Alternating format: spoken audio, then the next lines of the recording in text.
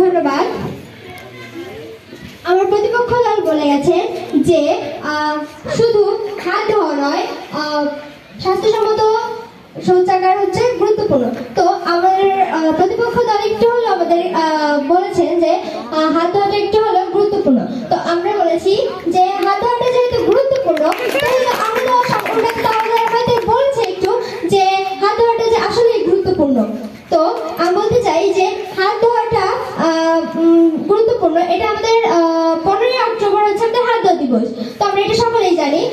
তো হাত ধোয়ার মাধ্যমে যদি আমরা বিভিন্ন ধরনের রোগ জীবাণু থেকে আমরা মুক্ত হতে পারি এবং আমাদের যে এই যে চারপাশে আমার প্রতিপক্ষ বলেছিল যে তারা বলেছে যে খোলা জায়গায় মুক্তভাবে মলমূত্র ত্যাগের মাধ্যমেই এই রোগ জীবাণু ছড়াচ্ছে।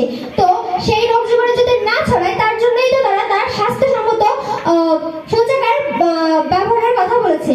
তো স্বাস্থ্যসম্মত শৌচাগারের কথা বলেছে, কিন্তু সেই স্বাস্থ্যসম্মত শৌচাগার তো সেই রোগ জীবাণু থেকে মুক্ত হওয়ার জন্য আপনারা তৈরি করেছে।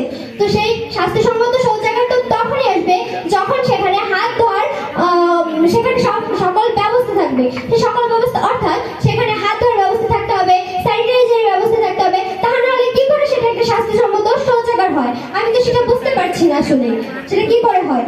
প্রতিপক্ষ দলে আমি এটা আসলেই বুঝতে পারছি না। আর আপনারা সকলেই জানেন যে আমাদের বেশিরভাগ রোগ হাতের মাধ্যমেই ছড়ায়। তো হাতের মাধ্যমেই ছড়ায়। সে হাত ধোয়ার আমরা যদি হাতটা না ধুই তাহলে আমরা সেই রোগ জীবাণু থেকে মুক্ত কখনোই হতে পারবো না। আর কোনো রোগ থেকে বাঁচার জন্য তার পূর্ব শর্ত হচ্ছে নিয়মিত হাত পরিষ্কার রাখা, যাতে সেই হাতের মাধ্যমে কখনোই আমরা রোগ জীবাণুর মাধ্যমে